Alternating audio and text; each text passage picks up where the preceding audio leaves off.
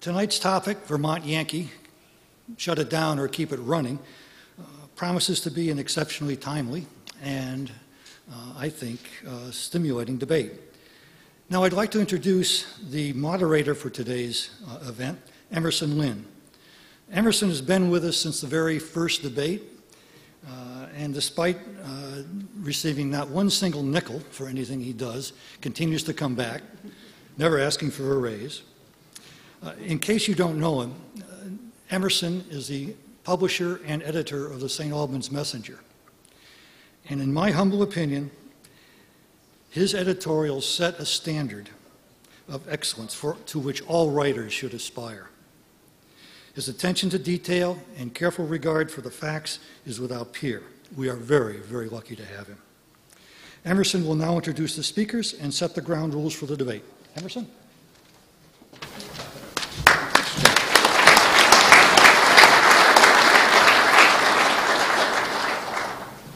Good afternoon and welcome to the sixth installment of the University of Vermont's Janus Forum. The subject is which the provocative question, Vermont Yankee, shut it down or keep it running.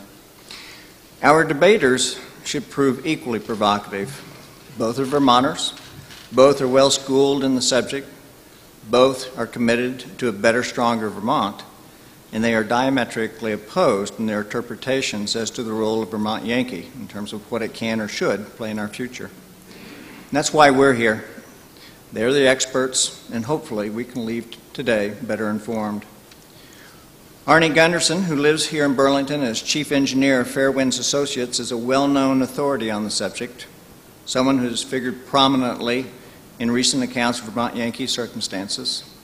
Mr. Gundersen has almost 4 decades' experience in the nuclear power industry, earned his bachelor's and master's degree in nuclear engineering from RPI.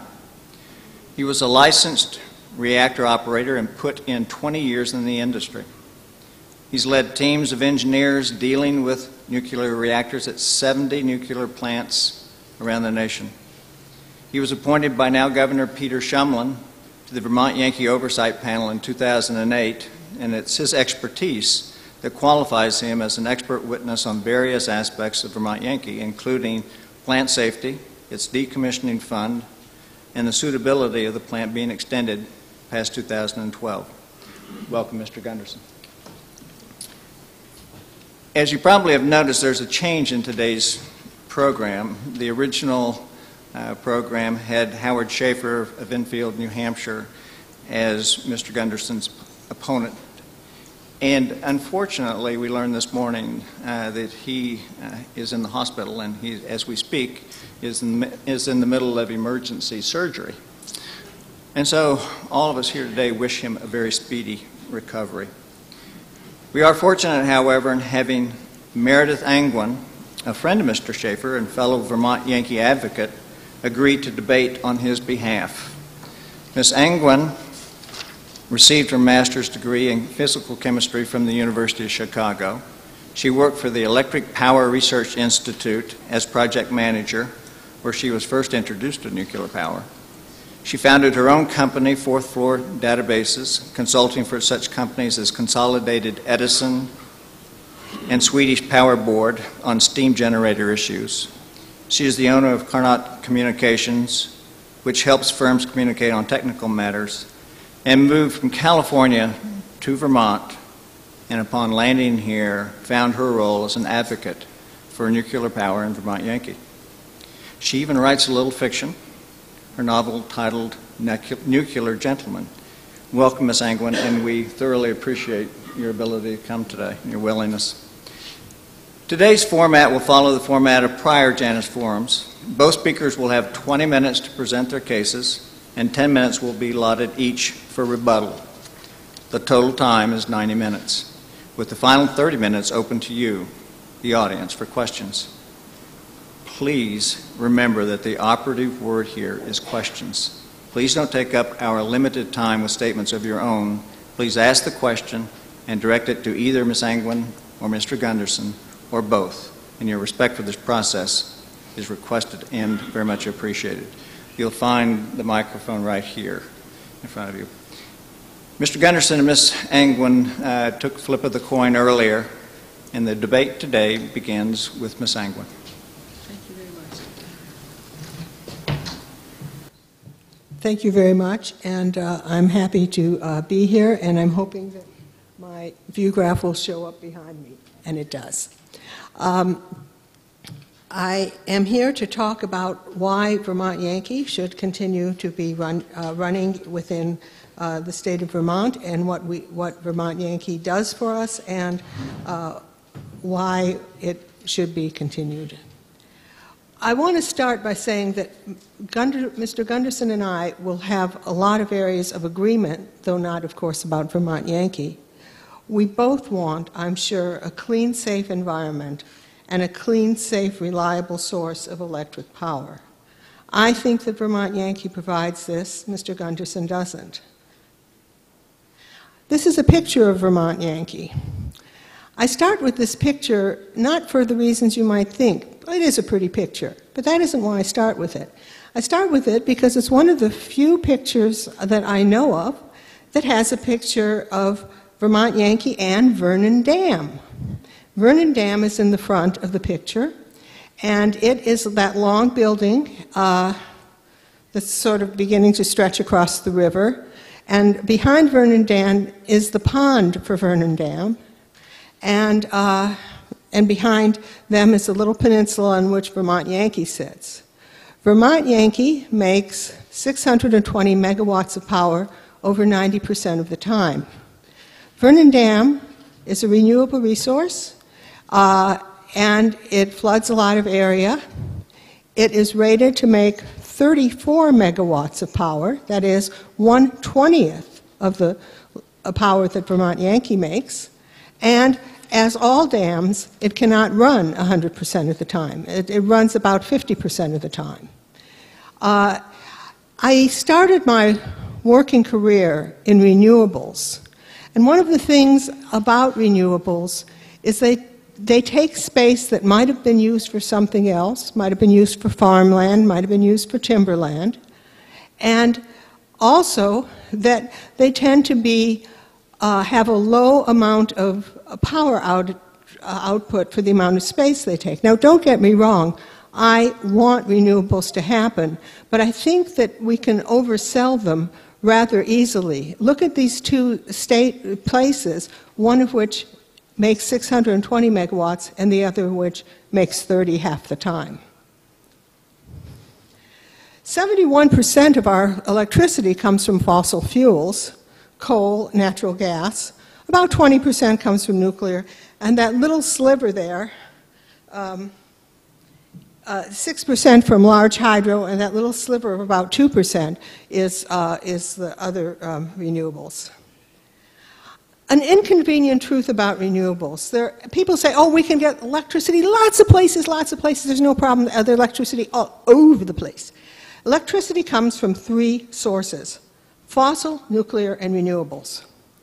Now, large renewables such as hydro are pretty reliable. They're dispatchable. That means we can turn them on, we can turn them off.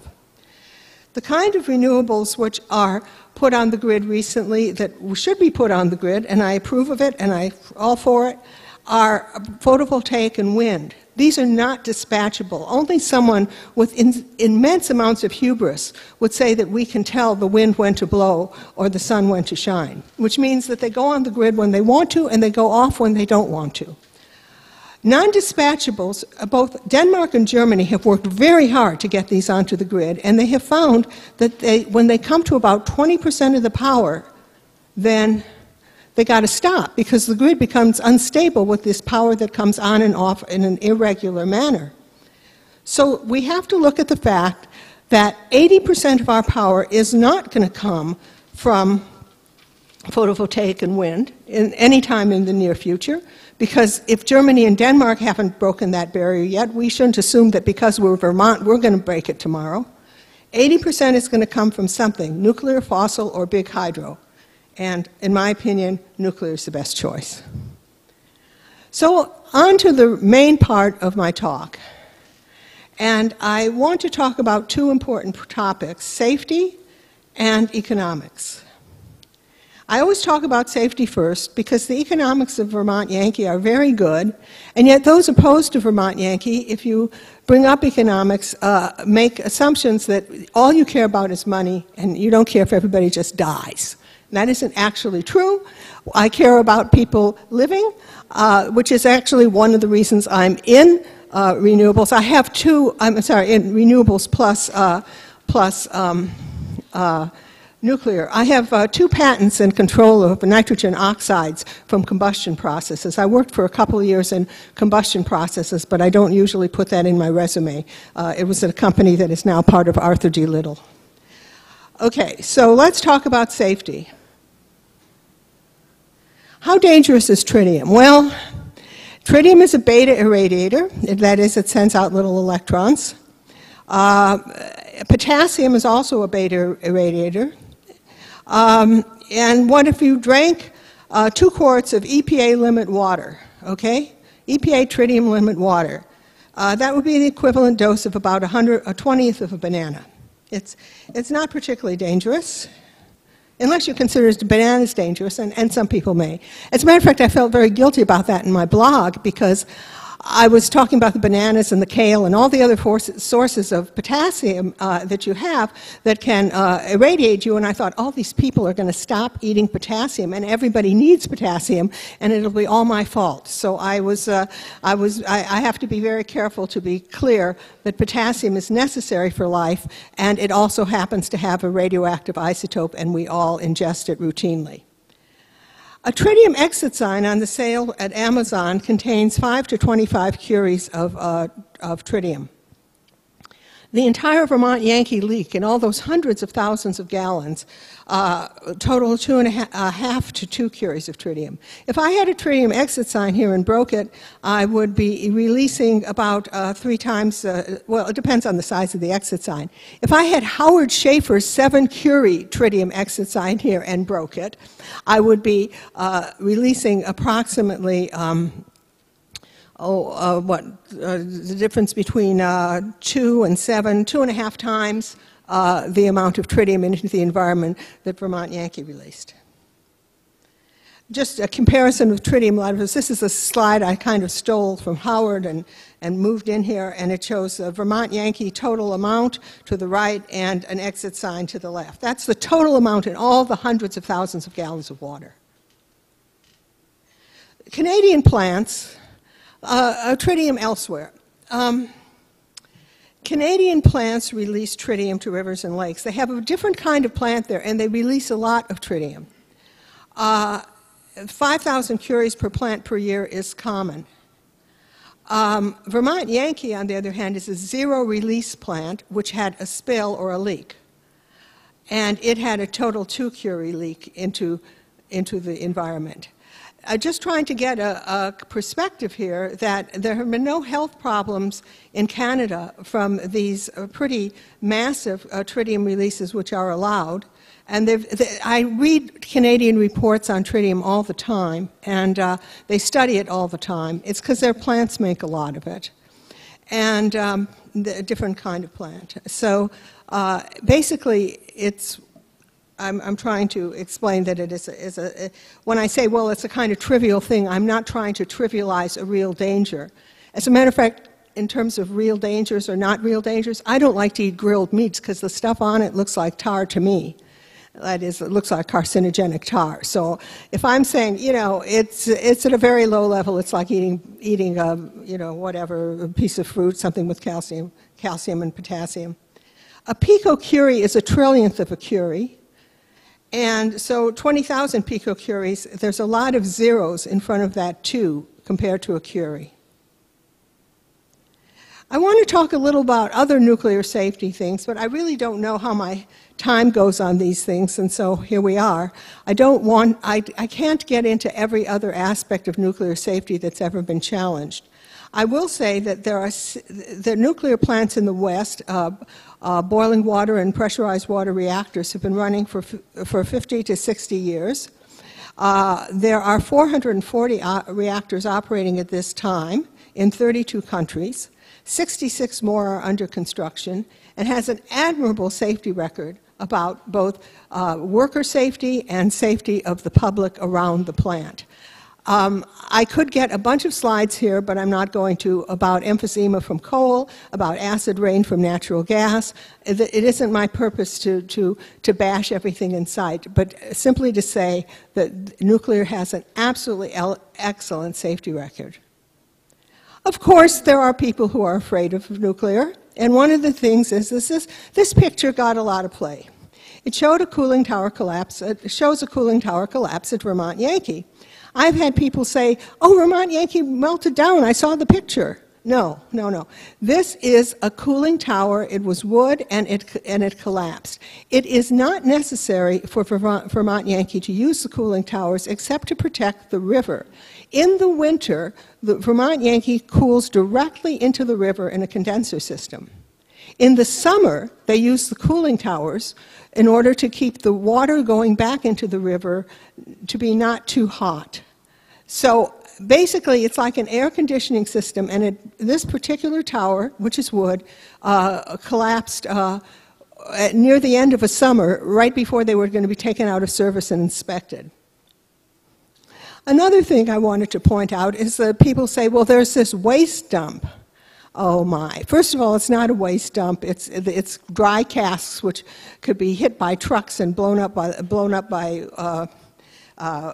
people who would douse them with gasoline and set them on fire and nothing happens to them. It's very protected. If you spent your whole life getting all your electricity from nuclear power, all the waste you generate would fit into a Coke can. If, on the other hand, you decided to use coal, we're looking at 8 railroad cars with 12 tons each of coal byproduct sludge, etc., containing lots and lots of toxic metals. I bring those two up because when I talk a lot about tritium, people say, oh, you haven't answered the other questions. And I say, okay, during question period, I've acknowledged the other questions, and during question period, I'm happy to answer them. Let's talk about economics of Vermont Yankee now. Vermont Yankee has many inputs to the Vermont economy, payroll and taxes and contributions to the Clean Energy Development Fund and inexpensive power. The Clean Energy Development Fund may or may not be something that people in this room know about. Everybody knows that Vermont Yankee has a payroll and pays taxes. The Clean Energy Development Fund was set up for Vermont Yankee to pay into this fund as a quid pro quo for putting dry cask storage in at Vermont Yankee. And this fund is 2 to 6, well, I'll get to the amount, but what it does is it funds wind and renewable development of all kinds, and that's where it comes from. The funding, of course, would end with Vermont Yankee, but there are ideas that your local utility will simply pass on $2 or so cost in each of your power bills per month to make up that funding. I don't know where that's at. So let's talk about the economy input. The legislature put together a consensus report. Consensus means that they had 2 economics firms doing the report. Unfortunately, the report was issued after the legislative vote. I'm not sure why it had to be a consensus, except that perhaps they felt that no single economic report would hold up. Everyone would say, oh, they're prejudiced or something. So they got 2 firms to put this report together.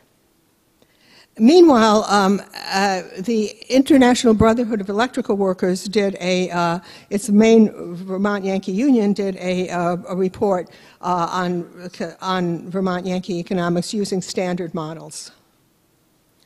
So here's the comparison of the reports. The consensus report points out that Vermont Yankee payroll loss per year would be $60 million, and the IBEW says $93 million. So they're in the same ballpark.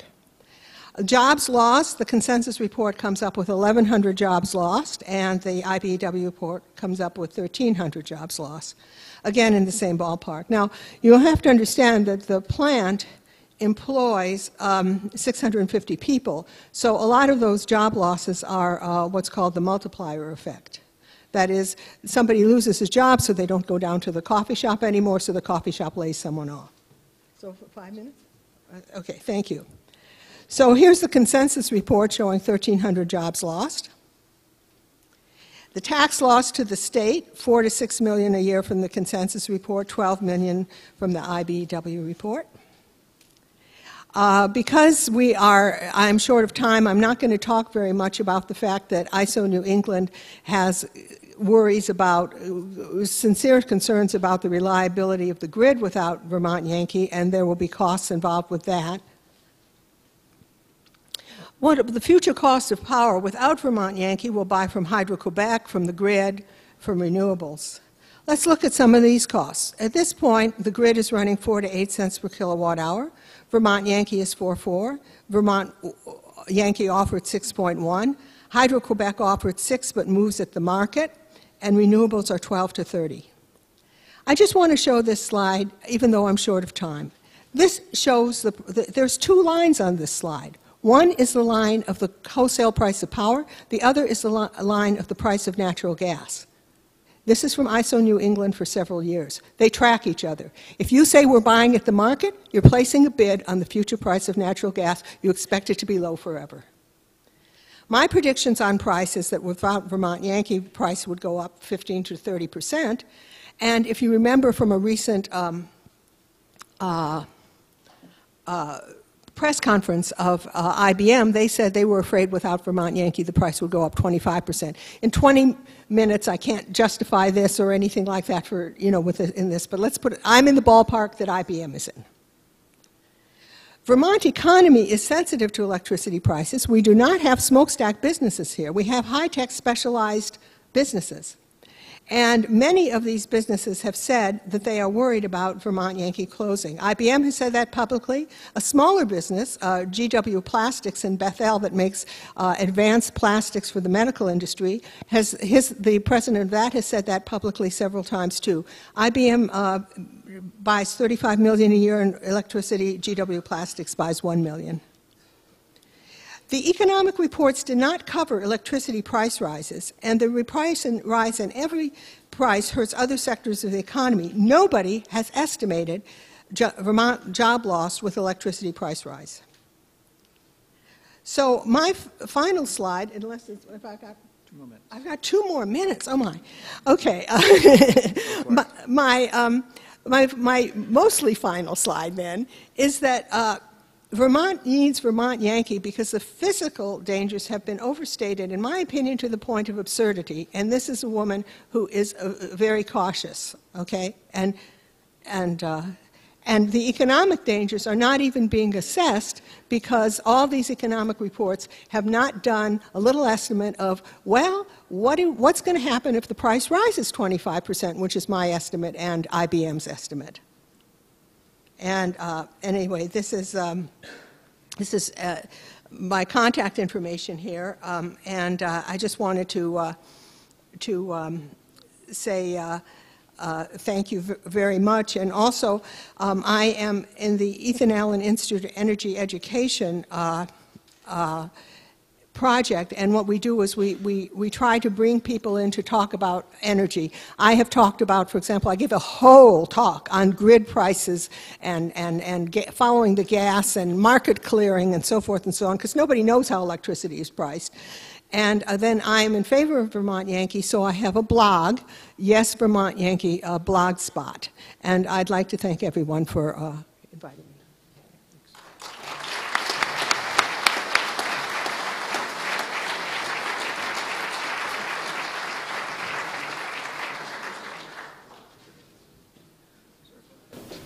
I don't have a clicker, I just put it on something.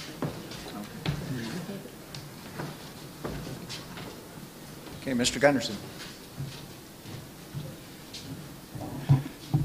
Thank you, everybody, for being here, and especially thank you to Meredith. It's a really tough job to just walk in and on less than a day's notice and give a presentation. And Meredith, thank you for coming and thank you for doing that. The other thing is Howard and I when we're in Montpelier together, we usually eat in the cafeteria, and I saw him 2 nights ago at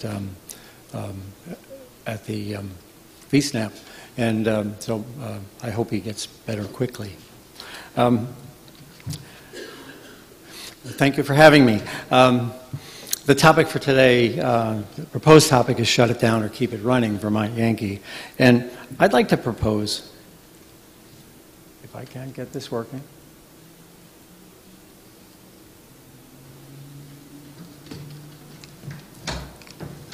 Okay, cool. Will you take it over from there? Okay, thank you. I think my credentials were pretty well expressed, but one interesting thing, which is one of these little-known facts in history, is that I was a vice president of a division that made products, and one of the products we did was the spent fuel storage racks at Vermont Yankee, about $1 million job several years ago. So.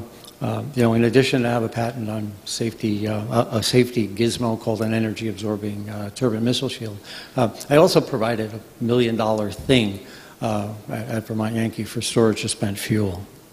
Okay, I'd like to propose something today. If Vermont Yankee were a meat factory, we would not be calling me a vegetarian and Meredith a carnivore. We would be arguing about the safety of meat. And so I'm going to suggest today that this is not about being a pro-nuke or an anti-nuke. This is about a plant that I believe should be retired. Meredith doesn't. But at the root of it is, let's consider ourselves omnivores for today, as opposed to carnivores and vegetarians. This is a famous quote by Peter Bradford of Peru, Vermont, and he probably did it a lot more eloquently than I did, but again, he was quoted in the New York Times, so I guess so. Basically, he's saying that in the nuclear arena, you get chucked in a bin as an anti-nuke if you have safety questions. And I'm going to propose, at least for today, the focus is Vermont Yankee, not global nuclear issues or anything like that, and let's all try to think of ourselves as omnivores. Okay, the question for today is, do we shut it down or do we keep it running? Now this is a picture of Vermont Yankee. And in a glorious fall day. And I wanted to highlight a couple of things on this. It's very similar to Meredith's, a little bit closer. The first thing I'd like to highlight is the containment. That's the large box, and it's a Mark I containment. Boiling water reactors today are in the 4th revision of containments. They're essentially a Mark IV. So it's sort of like, we're on Windows 7, and if anybody in 1990 bought a Windows 3, you realize there's a big difference in operating systems over the years. So that's 4 generations of operating systems. This is the first generation of nuclear containment. So the second item I wanted to show you is the cooling towers. Here and here. This is the cell that collapsed, and I'll talk about that briefly in a minute or two. The third thing is where the transformers are, because where there was a fire, and I'll talk about that. That was right here. The third thing is where the leak began and where it is now. Began about there, and it's now spread in a pie shape. Now spread in a pie shape out to the river. Okay, so that's sort of a layout from above. I break the issues that are revolving around Vermont Yankee into 3. There's mechanical problems, there's management problems, and there's ethical problems. So on to the mechanical problems.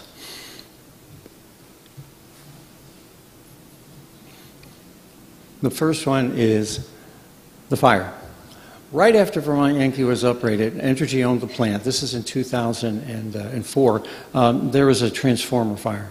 I have 2 pictures of it. But what's interesting, plants have transformer fires rarely, but they do have transformer fires. And the cause of this one is interesting. It was caused by an isophase bust duct. But basically, industry experience warned Vermont Yankee for 19 years to examine that isophase bust duct, and Vermont Yankee didn't do it. Right before the power uprate, they had an opportunity to take a look at that isophase bust duct and decided to wait another 2 years to take a look at it. Well, this is what deferred maintenance gets you. They were down for 18 days as a result of that fire. The next item I wanted to talk about was cooling towers. And you've seen the picture many times, I'm sure. What I wanted to say about these pictures are that they didn't come from Entergy. A whistleblower on the staff sent them out to the New England Coalition, and they were distributed from there. And the quote at the bottom was from the NRC before the pictures were publicly available. So when you hear the NRC, and this is Neil Sheehan, their public relations person, talking about nuclear safety, don't worry. Well, this is what he said about the towers. I don't know if I'd characterize it as rotting, but more sagging, deformation in some of the wood. This is what the NRC considers as deformation in some of the wood. And of course, this is the other, probably more famous picture along those lines. Well, it's important to take a look at why this happened. This is the only cooling tower of all the 100 nuclear plants that's collapsed. But why did it happen?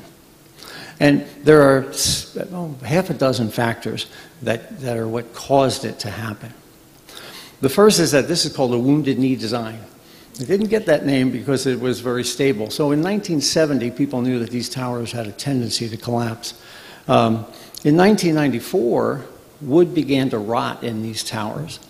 In 1997, wood began to rot in the safety-related tower.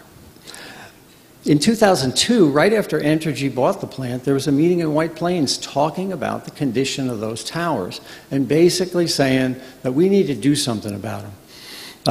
In 2004, I showed pictures very similar to this of other towers that had collapsed to the Public Service Board in Vermont Yankee and predicted they'd have problems with these towers, especially under uprate loads. 3 of their employees went to management at 3 different times and begged for more time to inspect those towers. All of them were rejected. In 2007, the towers collapsed. In 2008, after they were repaired, they almost collapsed again, but they just bowed. And then in 2008, at the first meeting of the oversight panel that I was on, Entergy was talking about their plan and how they track everything in the plant and how they have a 10 worst item list and they're always working down on it. And I asked one question. I said, where were the towers on that list? And they said, oh, we missed that one. If you can miss it with a litany of warnings ahead of time, that shows, 1, a mechanical problem, and 2, a managerial problem. And I'll get to that in a minute. The third area is the underground leaks. The press has been calling it the tritium leak. And I have problems with 2 of those 3 words. It was a leak, but it wasn't the. There were 3 of them. 3 pipes broke, not 1. They then flooded a room. Now, engineers are pretty smart. They put a drain in that room.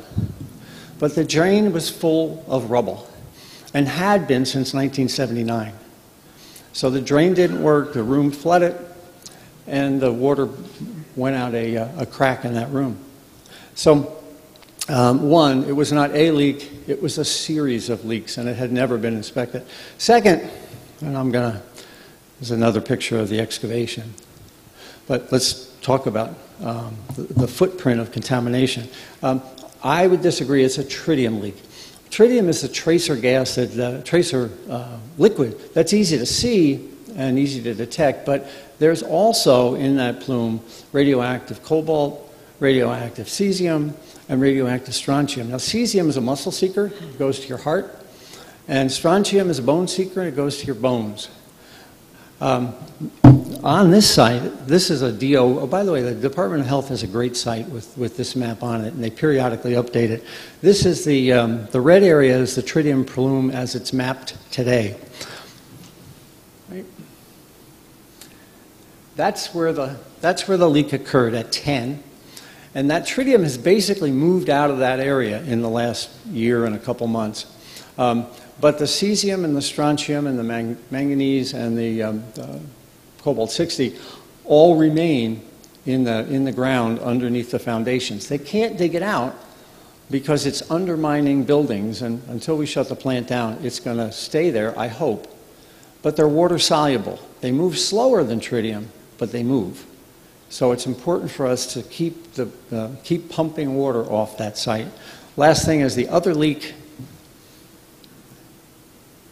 up there is the new leak that was discovered a couple weeks ago, and no one knows what's causing that yet.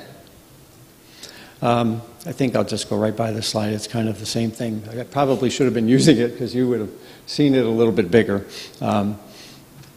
Okay, now mechanical issues, I picked 3, but actually I went back to 2009. So over the last 2 years, there's been 9 or 10 pipes that have broken at Vermont Yankee.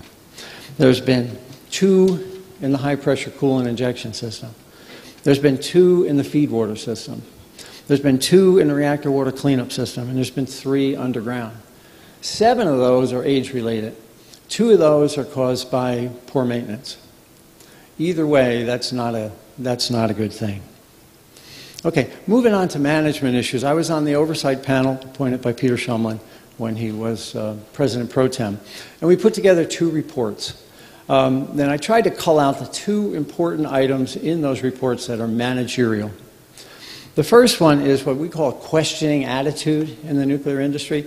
And basically what that means is that, like you try to instill in a student, you want active learners, people that are engaged, that ask questions. And the lack of a questioning attitude we found to be pretty significant. This is a quote from 2003. Jay Thayer, the vice president at the time, was talking about how, he was actually raving about how his staff had a questioning attitude. Our engineers and inspectors continue to look for discrepancies. They continue to make sure that the documentation matches what's out there in the field. And we continue to have what we call this questioning attitude. Jay Thayer is the one in 2010 who was relieved of his duties. So questioning attitude showed up in a couple of the incidents I talked about. The underground pipe. There were 5 cases right in the area where that underground pipe was where the ground started to sink. They had sinkholes. They filled them with dirt and kept running. Now, if that happened once, I could say, okay, I'll fill it with dirt and keep running. Maybe twice, but 5 times they just kept filling dirt and nobody asked, why is this happening? That's a lack of a questioning attitude. The third leak in the off-gas piping was a lack of a questioning attitude. They found 2 and then started up, and lo and behold, after they started up, they found another one. They were side by side by side.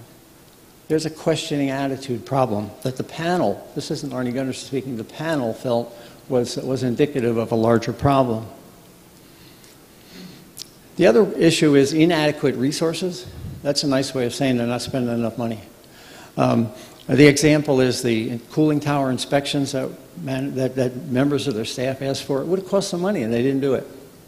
The other example is the fire, the delayed inspection. Let's wait another 2 years for that inspection. We don't want to spend the money. We don't want to take the time.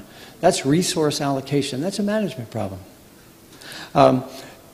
Entergy hired consultants to look at Indian Point. They found the same thing. They found that Entergy wasn't spending enough money on their own infrastructure. So it's not just our panel, it's another panel at Indian Point, commissioned by Entergy, I might add. Okay, the last major area I have is ethical issues. And I'm going to rely on the newspapers to kind of cover this story. And pay attention, because we actually have a participation slide coming up here. The Rutland Herald, just a year ago, in an editorial entitled "The Pattern of Deceit," said that at the highest levels it appears Entergy was planning for a way to make money off a crumbling plant and to avoid responsibility when it finally crumbled. But it crumbled too soon. And that's really what we found on the cooling towers. It looks like to the panel that if if you're hoping to get a license extension, that's the time to spend money. It looks like Entergy's attitude was, let's not spend the money until we get the license approved. And the tower is the result. Another one, this one from the Burlington Free Press, quotes our governor, and this is not Peter Shumlin, this is our prior governor, Governor Douglas, saying that the governor feels there has been a breach of trust. Another from the Rutland Herald. This has to do with a spin-off called Annexus. That was a junk bond-rated company that Entergy tried to put together to basically, it was incredibly leveraged, 85% debt, or maybe even 90% debt, well below investment-grade bonds. The NRC approved it, thought it was a great thing. But Vermont and New York had the sense to stop it. And it was stopped by the state of Vermont, but not by the Nuclear Regulatory Commission. Okay, here's our audience participation slide. When was this written? This is Rutland Herald. The Public Service Board takes Entergy to the woodshed. Mr. Cohen is one of the commissioners of the Public Service Board. What I see is a pattern of trying to jam the board and other parties, Cohen said. If I was less judicious, I might conclude you have a disdain for the regulatory authority of this board. It goes on. Cohen told Entergy Vice President Jay Thayer he was concerned about what he thought was a pattern of behavior that started shortly after the company purchased Vermont Yankee in 2002. At first he said he thought they were the new kid on the block, but now he questions whether the behavior was deliberate. Okay, show of hands. Anybody guess 2004? That happened 7 years ago. Okay, last cleaning up on this, the credibility gap is important. This was Rutland Herald. Same thing, $51,000 fine in 2003, and basically they for not telling the truth again. Well, you know, there's that saying, if you're a history teacher here, you know, but if you don't learn from history, you're doomed to repeat it. Well, we didn't learn in 2003, and we repeated it in 2004. We didn't learn in 2004, we had to learn the lesson again in 2010. So I hope we learn now.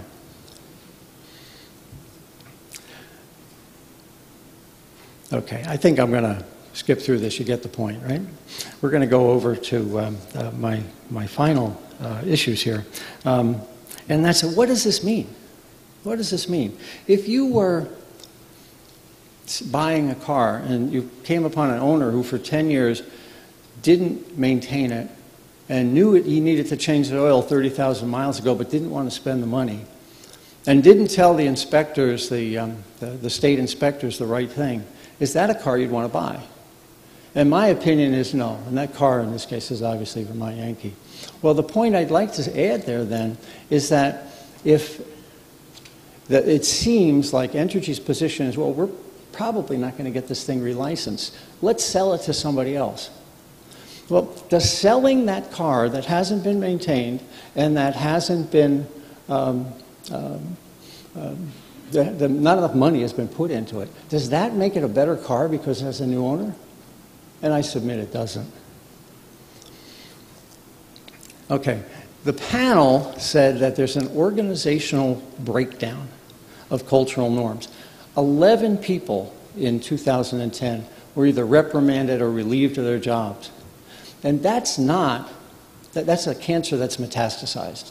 That's not a situation that is resolvable by letting one or two people go or by hiring a new company to run it. We believe that organizationally there's some real serious problems that 11 people could let misstatements to the Public Service Board be heard. So finally, let's get back to our omnivore and talk a little bit about what this means to Vermont. Well, Vermont's a brand. And to my way of thinking, it means purity, and it means wholesomeness, and it means you look somebody in the eye, and they tell you the truth, and you shake hands, and you got a deal. And our name is on the side of that plant. And my position is that we had a deal. It was a 40-year deal, and it's time to shut it down. All right, thank you.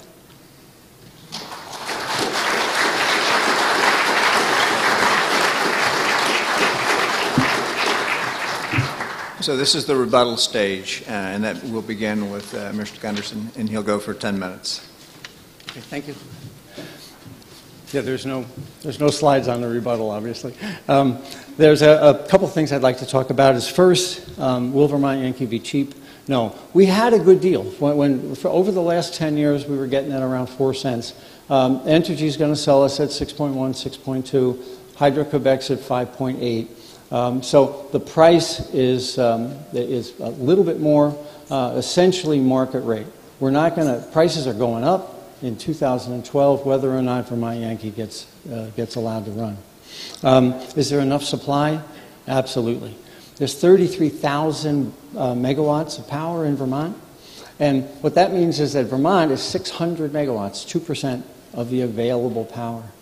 But more importantly, Vermont Yankee is only selling us next time, if the deal that they proposed last year is true, they're only going to sell us 100 megawatts out of 30,000 megawatts of power out there. Less than 0.5% of New England's power is going to be sold to Vermont.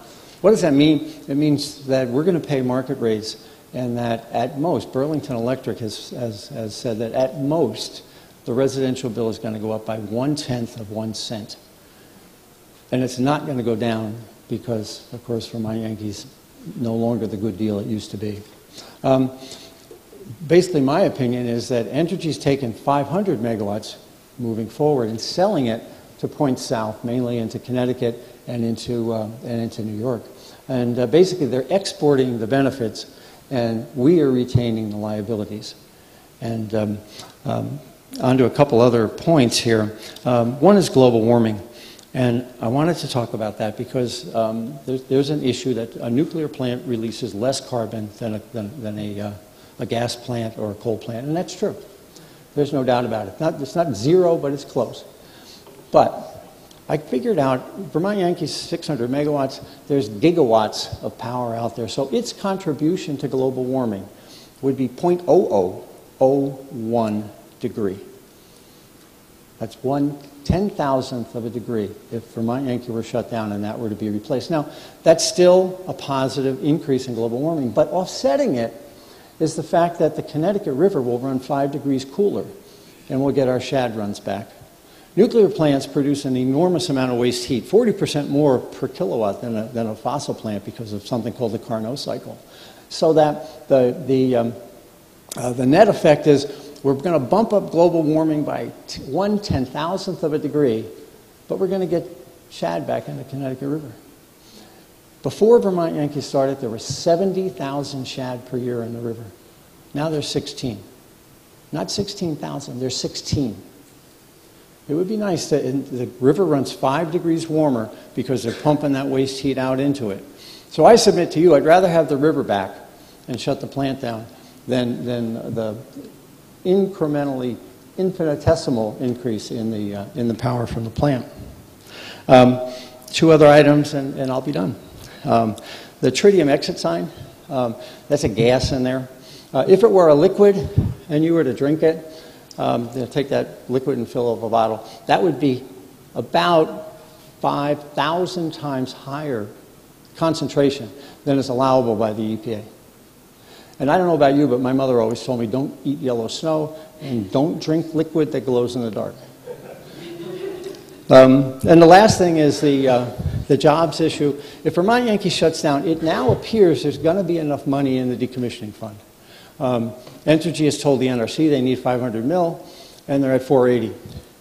So we can shut Vermont Yankee down right now and begin to dismantle, which will be hundreds of additional jobs for 10 years as the plant's being dismantled. We're not going to lay off 650 people. At most, maybe 200, because the plant has to retain its license. It still has all that nuclear fuel, so they still need operators, they still need maintenance, they still need health physics, and God knows they still need security. So all those people are going to be staying. So maybe 200 will be let go, but in addition, then, we're going to bring back hundreds and hundreds of construction people for a period of as long as 10 years until the plant is completely dismantled. And yeah, I'm sorry that people lose their jobs, but they knew that this is not something that fell from the sky. They knew 40 years ago the plant was going to close. And it's time to move on for Vermont, and I believe we should shut it down. Thank you.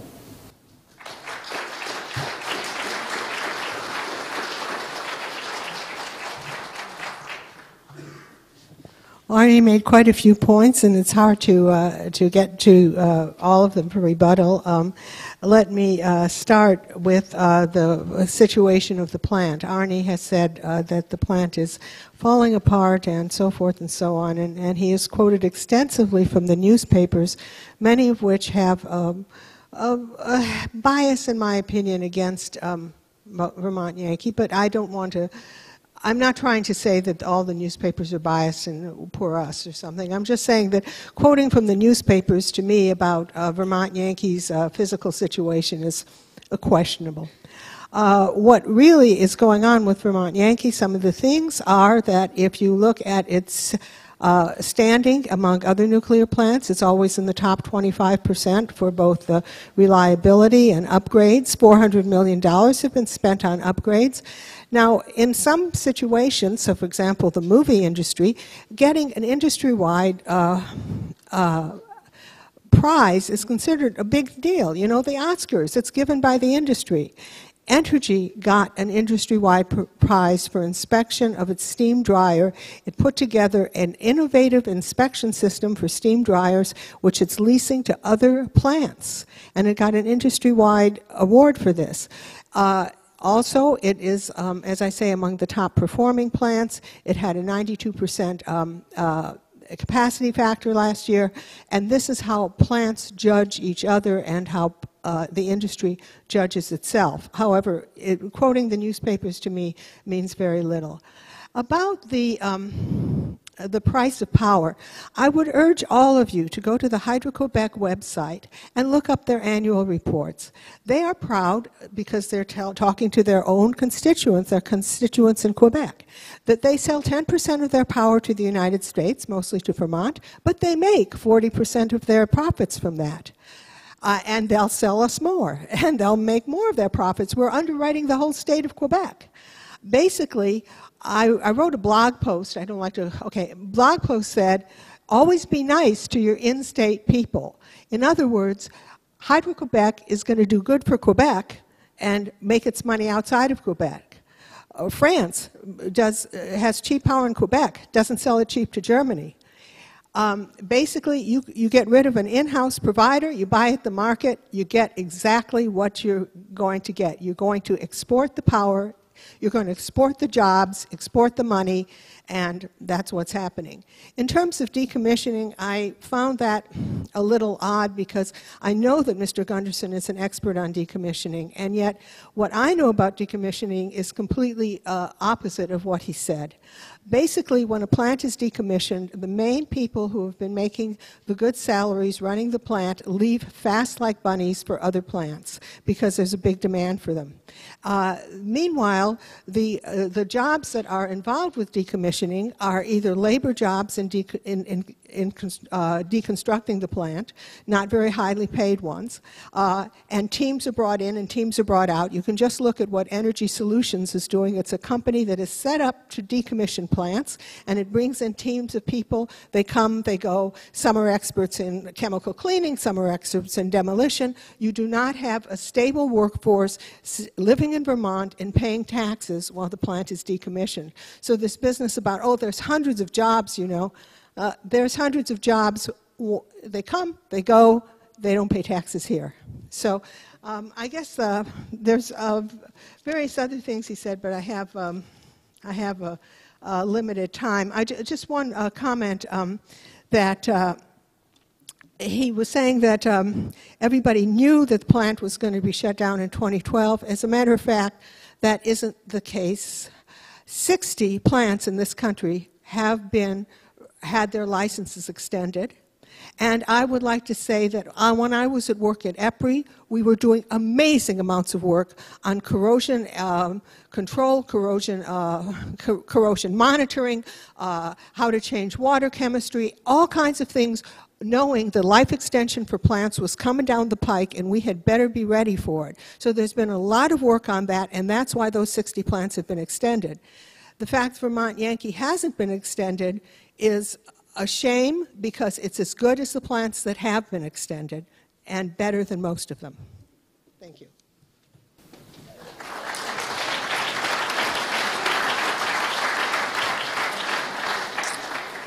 Okay, now the fun part. What we're going to do now is take questions from the audience. And what I'd like for people to do is just to line up here in front of the microphone, and we will begin. Sir. What are the impediments to building a brand new state-of-the-art nuclear plant on the present site in Vernon that would replace Vermont Yankee? I'd like to say I would really like to see that, and the Energy Education Project is attempting to bring Dr. Catherine McCarthy from Idaho National Laboratory to talk about building a Gen 4 reactor here. I have to say, she's an expert on Gen 4 reactors and fuel cycles. I have to say that how to build it in Vernon, what the impediments would be, that is really outside of my knowledge base, and I can't say, but I think we all have to be thinking about it because 20 years is only 20 years. My grandchildren will be at the, in their 20s. If I can touch on that. The biggest impediment is the river. They don't make power plants as small as Vermont Yankee anymore. Vermont Yankee 600, the smallest plant is 1,100. So you would wind up with hyperbolic towers, the big TMI towers, because the river can't take the waste heat. So that seemed, I hope I answered that. Okay, go ahead. Yes, it bothers me. It's so exciting to see, 4.5 cents a kilowatt. But why doesn't anybody really give the true cost per kilowatt of nuclear-powered generated electricity? In other words, if you factored in the milling, mining operations, and refinement of the fuel without the government federal subsidization, we couldn't afford nuclear power. Isn't that true? And we should, let me finish, we should remember also Kerr-McGee and how they lied many times, and we should held at least 2 seconds memory of Karen Silkwood and how she died in her whistleblowing efforts back in the 70s. And I would like you both to address, they've destroyed the Southwest in their milling and mining operations from the radioactive waste. Let me also, could I ask you both to discuss the possibilities of cold fusion to replace this technique of nuclear energy? Thank you. Go ahead. Well, let's put it this way. I don't work for Entergy, and I certainly don't work for Kerr-McGee. So the idea of supporting what Kerr-McGee did way back 20 years ago, I was as shocked as anyone else. I mean, I thought it was awful, and that's all I can say. The mining companies are very, very different from the power companies. The mining companies have a long history of dealing with labor in ways that are not gentle and dealing with whistleblowers. And as far as the subsidies go, there are very few subsidies. People talk about subsidies, and there may be subsidies for building new plants. But for existing plants sit there to be taxed. Germany was going to shut them down and then realize what a lovely, lovely source of revenue they are. They are not subsidized. They pay taxes. As I say, for new plants, that is not necessarily the case, and that isn't the subject of this meeting. I have no idea on cold fusion. I think it's a cool idea, and I hope it works, but I have no idea. But on the issue of subsidies, Union of Concerned Scientists came out yesterday with a report on subsidies and acknowledged that the nuclear industry is probably the heaviest subsidized industry in the of all the industries that get subsidies. Now, solar gets a subsidy too, but it's sort of like having a 20-year-old at home. It's okay if you subsidize it for a little while, but these guys have been getting it for 70 years. It's time to send a kid out of the house. So that's it for subsidies. Next question. Yes, this question is for you, Ms. Angwin. If you could possibly touch on the dumping of cycled cooling tower waters into the Connecticut River and the gradual effect that this has been having on the Connecticut River ecosystem, i.e. the raising of the temperatures and the loss of biodiversity within that ecosystem? The question is whether the amount of heat which is going into the Connecticut River has caused a major lack of diversity. I have not seen any evidence of that. People are still, everything I've read says it hasn't caused it. It may have caused some changes right around the plant, but the plant sticks very closely to the limits on the heat that it can put into the river in the summer, and those are monitored, and the plant does stick to them, and so I presume that those limits were set up with appropriate levels of oversight and study, and the plant obeys them. Yeah, I was an expert on that in one of the hearings in front of the environmental court. What happened is that in about 1990, there were 70,000 shad, and that's when Vermont was allowed to begin to discharge more into the water. And 70,000 stayed that way for 4 or 5 years, and then it dropped down, and stayed that way for 4 or 5 years, and then it dropped down. And to a mathematician, that's a classic step function. What happens is the shad go out to sea for 4 or 5 years, so that you don't see the effect on the waste discharge. Vermont Yankee's discharge is 1.5 degrees on the other side of the dam. So they get all that turbulent mixing of the entire river, and then they measure it.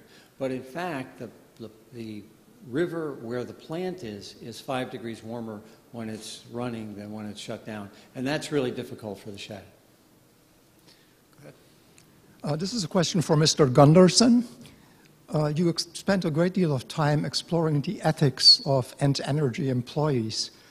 And this leads me to question something about your ethics. Is it perhaps a conflict of interest that you're chief engineer at Fairwind Associates and also on the oversight committee for Vermont Yankee? I was appointed. Fairwind Associates is my wife's business. All the other panel members were also, had a business entity associated with them. So no, I don't think so. I mean, NSA, the firm that went in there, was 30 people all associated with the firm. So I didn't. As a matter of fact, Vermont Yankee employees were contacting me with problems. I didn't learn about some of these cooling tower problems because I'm smart. I learned about it because they couldn't get their answers from management, so they contacted me. That's a problem when employees contact outsiders. That says a breakdown within the plant. Thank you. I think that, if all due respect to Mr. Gundersen, I think the argument that he presents opposed to nuclear power is the argument in support of an argument by analogy, which is a terrible way to argue, and the cows you used to start with and the automobile clunker, automobile at the end there is a good example of the strength of your argument that you need to use that analogy. But I would reference Thomas Sowell. If you have not, or anybody here has not read Thomas Sowell, you got to read the greatest thinker of the 20th century, and he said there are no solutions. There are no solutions, there are trade-offs. And what you pointed out today is some of the trade-offs. But I would offer that the trade-offs in closing Vermont Yankee are going to be much worse than the benefits of retaining Vermont Yankee. And you're suggesting coal, you're suggesting wood, you're suggesting save the Chad. So what is your benefit at the end of the day that is going to result when Vermont Yankee closes? Okay, I would disagree that the argument is cowardly or illogical. But I guess the point I'd like to make is that there's, on that grid of 33,000 megawatts, are 5,000 or 6,000 of idle capacity. Now, that is probably gas, at least temporarily. So one, from a price standpoint, it doesn't matter. But so, and the power is more than available from the grid. There's 5,000 excess megawatts above what we need for rolling reserves or anything like that. Lots of power is out there, and at the same price. And I just view the risk of it breaking as overwhelming, considering that there's zero benefit as far as if we were getting power at half the price or something like that, I think you'd have an argument, but we don't. The one last thing, there's no guarantee this plant's going to run another 20 years. The oversight panel said so in our report. The economics of a little plant, and Oyster Creek is another example, is that when it breaks, they'll shut it down. And there will be a big thing that'll break. and with no notice. So we could be a year or two down the road with a relicensed. Vermont is making a deal for 20 years. Entergy's making a business decision for 20 seconds. For Mr. Gundersen, can you list for us the number of safety-related incidents since Entergy took over Vermont Yankee in 2002 that are a result of problems in the nuclear reactor itself, as opposed to a river water cooling tower or a leaking pipe in the underground pipe? Yeah, on that list, the high-pressure coolant injection system that's leaking right now, or may be fixed this week, is a safety-related. That had another leak in it earlier this year. So there's 2 in the high-pressure coolant injection system, and there's another 2 in the reactor water cleanup system, one of which was unisolatable. And what they did was they put this big, gigantic hunk of rubber around it and heated it up and held the leak in place until the next outage. So there's at least 4 in what was called, nuclear safety class 1, 2, or 3 systems. And secondly, the NRC has had for 5 years, as I understand it, the process for issuing their license extension approval. This seems to be an extraordinarily long time. Do you have any reason why the NRC is taking twice as long to do this plant as opposed to other plants?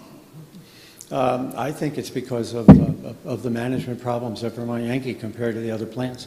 And it's really not about being anti-nuke, pro-nuke. This plant has management problems, and it's getting the NRC's attention. Okay. Could you help the lady with her microphone?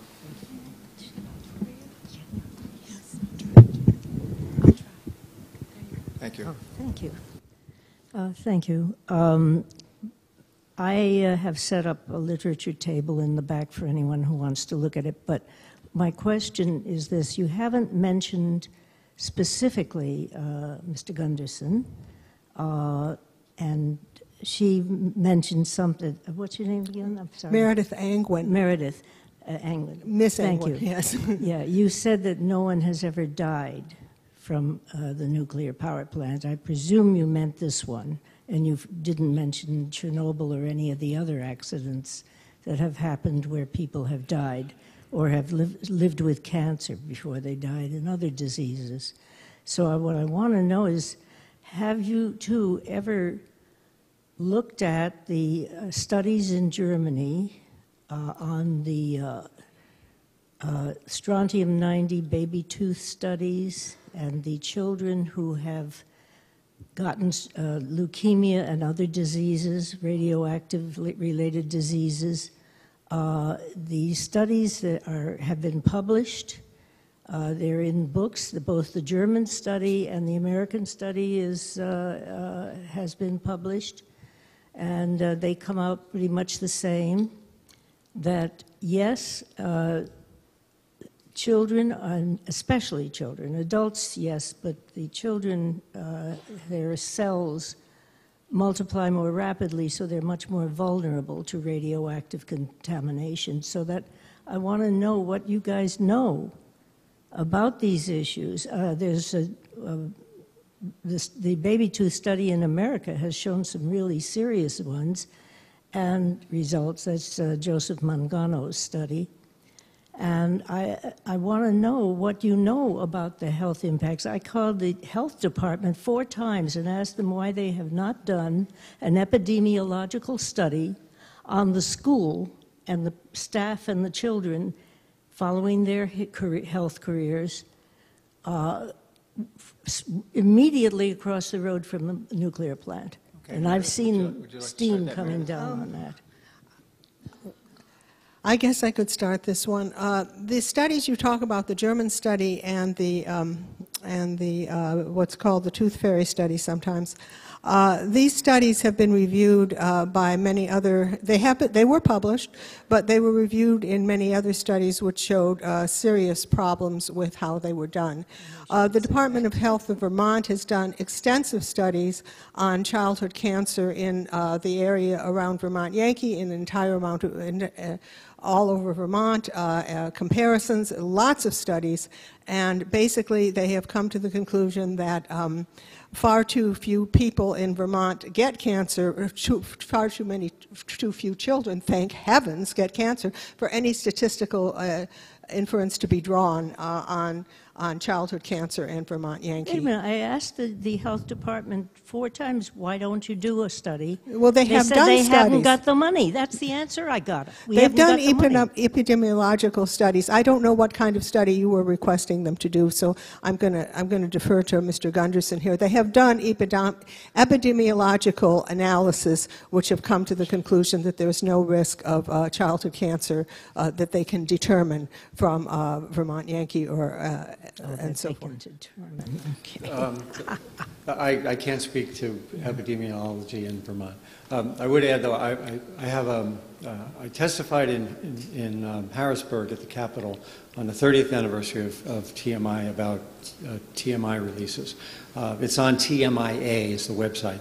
3 Mile Island A, I don't know, TMIA/March something, has a detailed description about releases.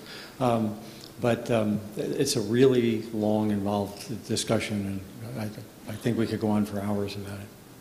So I'm sorry. Okay, next gentleman, right there. Too bad. Thank you.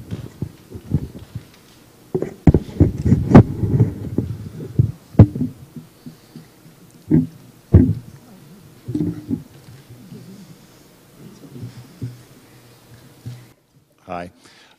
2 things. Nobody's talked about the storage of depleted uranium, and I often wonder, I'd ask this to both of you, how many people might actually want to live near Brattleboro, or how many jobs might actually come to town if there weren't a nuclear power plant? I'll let Mr. Gundersen take that one. Yeah, first off, it's not depleted uranium. Depleted uranium is essentially non-radioactive.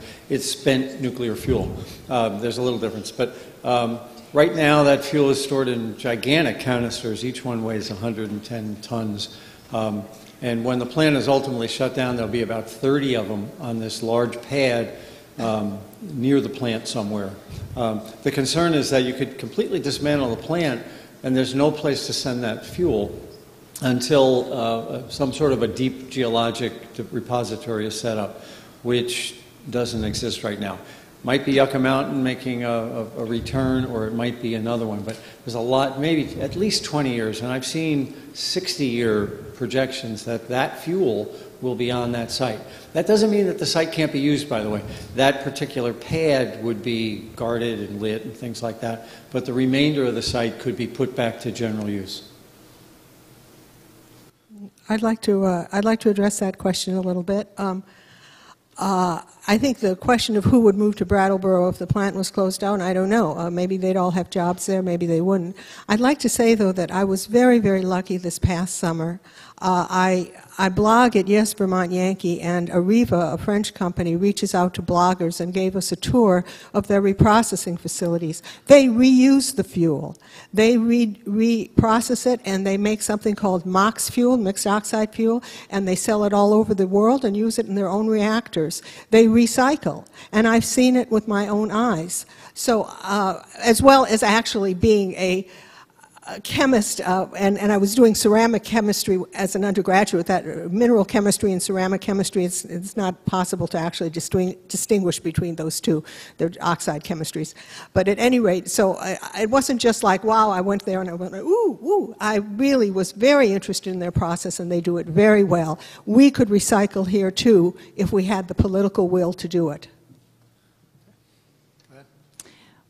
Well, this is funny because the dry cask issue is the question that I had, and I also, since you brought it up, have a question about the fuel recycling issue that's brought up. My question about the dry casks is just what exactly is in those dry casks, and how long will it be radioactive, and what are the health risks of what's there, and what are the chances that there's going to be anywhere safe for it to go that won't be foisted off on somebody who's less fortunate than we will be if we get it out of Vermont in the first place, and what's going on with the Department of Energy's long promise to find a site for that high-level, highly radioactive waste. How radioactive, for how long? And then my other question is about the recycling, because I was just watching a movie, and who to believe about the success or lack of success of recycling because I had heard that in France, in the movie, I believe it was like a percentage that was like less than 50% of the waste. It might have been more like 25, 30% of the waste being actually recycled successfully, and also there being contamination problems in France, which is often cited as an example of a possible solution for our nuclear waste problem. So I want to ask you both to respond to those two questions. Oh God, did I talk too fast? I hate it when I do that. Go ahead. Well, there is long-lived radioisotopes. For instance, strontium-90 has a 30-year half-life. In 10 half-lives, or about 300 years, it's gone.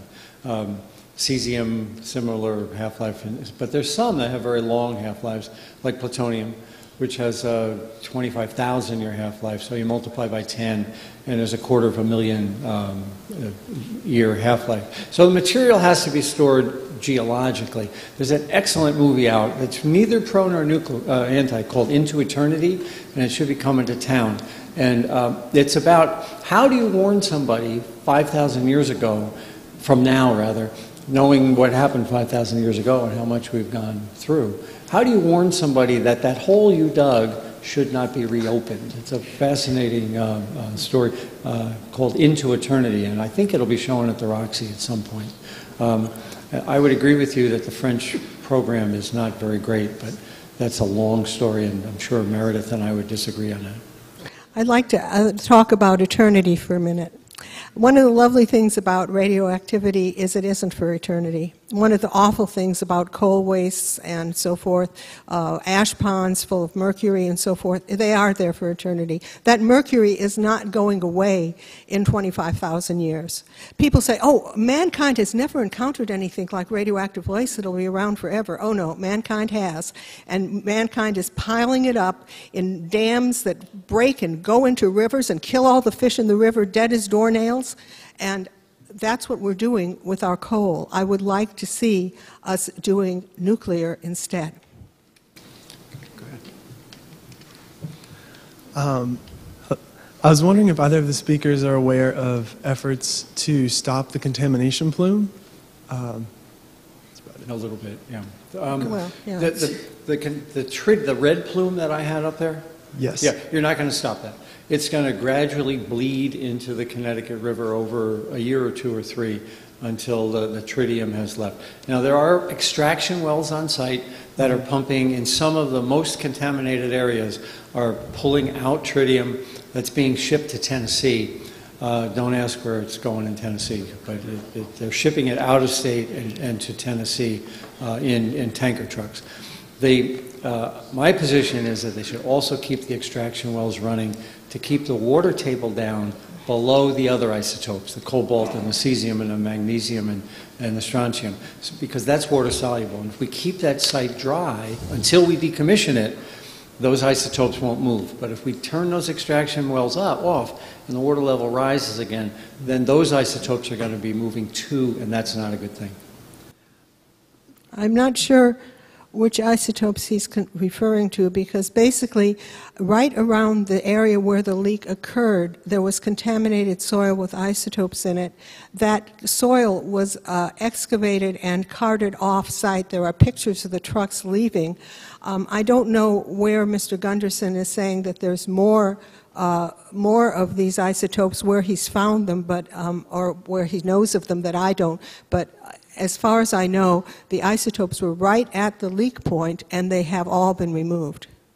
As far as the plume in the river, again, we get to the point of trying to figure out a dosage, and that is, everybody agrees that by the time that tiny amount of tritium will get into the river, it will be undetectable. And by the way, there's undetectable tritium in the river now, just from natural sources. So when you go from undetectable to undetectable, you're just not going very far.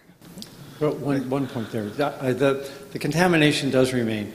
2 pickup truck loads full of nuclear waste was collected and shipped off-site that had the bad actors. However, those bad actors have also migrated under the foundations of the other buildings, and they can't dig anymore without undermining the foundations. So when they do core drilling into it, and pull the core drills out, they are still finding cesium and strontium and other isotopes underneath the buildings. Thank you both. Yep. I want to pick up again on the health issue. I would like both debaters to comment on whether you believe low-level radiation causes cancer. And I will cite as my source Samuel Epstein, Professor Emeritus of the University of Illinois School of Public Health in Chicago, who says in an article called "Nuclear Power Causes Cancer, What the Industry Doesn't Want You to Know." And this was released in 2009. Basically, he's been saying that nuclear advocates have consistently claimed that low-level radiation releases are below federally permitted limits and are therefore harmless. But this ignores a lot of very important evidence that has accrued over the years, and the fact that even now they're learning that we shouldn't be using diagnostic X-rays in the pelvis of pregnant women supports the claim that there is no safe dose of radiation. So that's the first question. And then with regard to the specifics of Vermont, we have the highest pediatric cancer rate in the country. We have the highest melanoma rate in the country. And specifically with regard to thyroid cancer, which is known to be highly linked to radiation and is even acknowledged by the health department, we have seen a fourfold increase of thyroid cancer in women in recent years. And this is a statistic that the Vermont Health Department has not put out. The Vermont Department of Health puts out two separate sets of statistics. I happen to know this. I ran for Attorney General last year. I deeply investigated this. I'm happy to provide people with the evidence. So I'd like you to comment on both. Does low-level radiation cause cancer? And second of all, what do you have to say about the fourfold increase in thyroid cancer of women in Vermont and why the Vermont Department of Health hasn't reported it? I'm sorry to say that I do not know of any studies that You're saying that there's a study that the Vermont Department of Health has, which is not publicly available, which supports your claim. Since I have only seen the publicly available stories, I can merely say I have no idea about something like this. I don't know why the Department of Health would do such a thing, and if it did, I suppose you should use the Freedom of Information Act to get it out. All I can say is the published reports, which I have no reason to believe are wrong, have not supported some of the claims you've been making just now. In terms of will low-level radiation cause cancer, that's a very difficult question because as we get older, we get more environmental insults of all different kinds, carcinogens that we breathe, carcinogens that we encounter, and eventually something goes wrong. One thing I would like to say is that in America, many people will die of cancer, and the reason for this is quite simply that we live a long time. If my daughter married a man from India, and I assure you that India would be delighted to not have people dying of malaria and dysentery and so forth at young ages, and instead everybody lived to the ages where cancer becomes more prevalent. Real quick, there's a thing called the ICRP, International Council of Radiation Protection, I think, or something along those lines. ICRP has something called a linear theory, and they just upheld the linear theory, which means that the more radiation you get, the more likely you are to get cancer. But there is no dose at which you have zero chance of getting cancer. The more you get, so in other words, yes, any radiation may cause cancer. The more you get, the more likely it is on a linear relationship. And it's called the linear theory, and it's International Council on Radiation Protection. Okay. Next question. Last question. My question is about the management. Ms. Angwin, would you be Would you agree that the management is a major malfunction of this particular plant? And if we had different management, more trustworthy management, would this plant be in the condition that it is now with all that's happening in Vermont? I have a feeling that the management of the plant has been so poor that that's what's brought us here today. Well, in May, I write a blog called Yes, Vermont Yankee, and in May I suggested that the best way to get it relicensed was to sell it. And if anybody thinks I work for Entergy, they can now say, oh my God. But that was in May, before they said anything about it. The plant has not been mismanaged in terms of its performance characteristics. The plant has been very, very badly mismanaged in terms of how they communicate about anything. And I feel very, very bad for Vermont because of that. Because what happens is it's the communication that makes the difference. And we might end up voting a really wonderful asset off the island because people just haven't, somebody gets in front of a panel and says, I'll get back to you on that, and then never gets back to them on that. This is not good. This is not good management. On the other hand, is that a reason to shut down a plant? I don't think so. And I do. That's kind of obvious. But I was a senior vice president. I ran to 4 different divisions. And I took over one division that had just a miserable business culture. And in one day, I tried to work it out for about 3 or 4 weeks, and one day I laid off 47% of the management staff. And that changed the culture. Well, you can't do that on a nuclear plant because you have so much retained information. You can't go in and fire the number of people that need to be fired to cure the metastases. This is a systemic problem. Now, you can turn it around in 7 or 8 years. But I submit that it's an awfully bumpy road over those 7 or 8 years. And the risks before you get to that business turnaround are astronomical. Okay, my job is I've got to hold the debate within 90 minutes, and we're just a minute or 2 away from that. So if you've got questions, I've got 2 more real quick, okay? This is about the tritium and what we read in the newspaper. So this was news for me, your presentation. You're telling us that if you took that exit sign and tossed it in the landfill, or maybe better yet, you crushed it up into fine powder and opened a hole in the ground and dumped that crushed up exit sign and ran a bunch of water in it, so, a few million gallons of water, that it would create a plume that would be 2 to 20 times more concentrated than what is the plume of tritium existing now at Vermont Yankee. Is that what Basically, you're correct, and I would like you to know that the NRC is really on the case of Walmart about this, because Walmart got 70,000 exit signs, and then the NRC said, well, that's a lot of exit signs, that's a lot of tritium, where are they? And they said, gosh, we lost 15,000.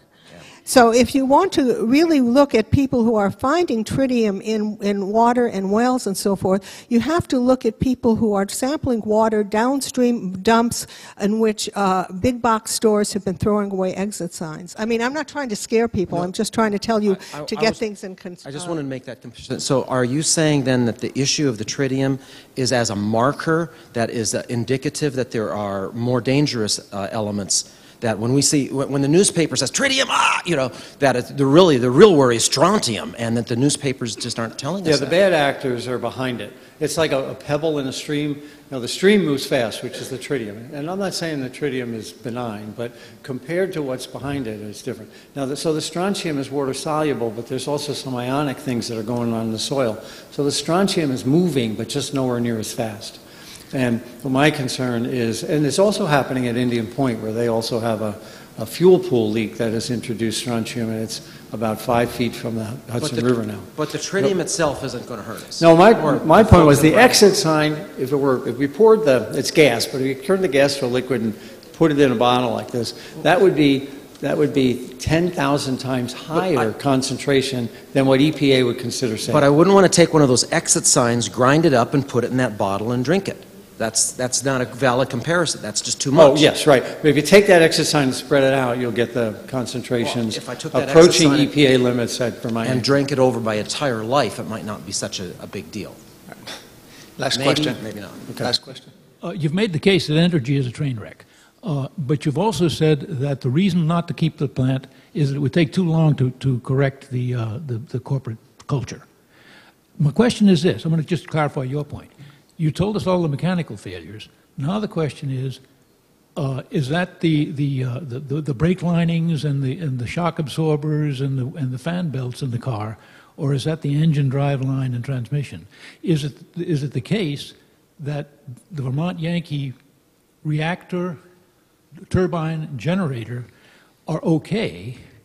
It's just that the rest of the thing is such a train wreck, and you can't get it to straighten out with the corporate culture. Is it a corporate culture problem, or do you feel that in fact the mismanagement has actually impaired that enormously expensive and valuable corporate asset, which is the reactor, the turbines, and the generator? Mm-hmm. Have they ruined that, or is that such that if you had the good management, that would still be the asset that it is? Okay. The nuclear piece is that thing in that big box, which is where the nuclear reactor is. And we could find no evidence of not enough money being spent on that big island, which is where the nuclear reactor is. Despite that, there's been age-related problems, like in the high-pressure coolant injection system. But we could find no evidence where they weren't abiding by NRC law. But you mentioned turbine and generator. Those are the components that they're not spending the money on, which is so there are many big-ticket items that are outside of the NRC jurisdiction that the resources and the lack of a questioning attitude are being applied to. The people that work on them are the same, and one of our concerns was that if you've got a mentality that's the sort of damn the torpedoes full speed ahead on the non-nuclear side, and then you go over in the other, sooner or later that's going to come over. My last thought is, I have a saying, sooner or later in any foolproof system, the fools are going to exceed the proofs. I just want to say something about that, and that is that basically the fact that the power plant can run so steadily and so reliably is proof that most of the plant is in excellent condition.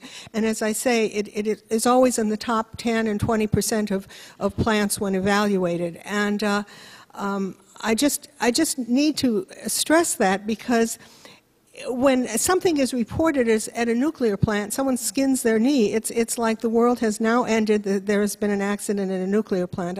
I'm exaggerating, but I'm sorry to say that people also exaggerate what a wrecked up thing this plant is when it is not. It is in excellent shape. Okay, that's the end of it. I want to thank both of our speakers today and offer a round of applause to both of them. It was a great discussion.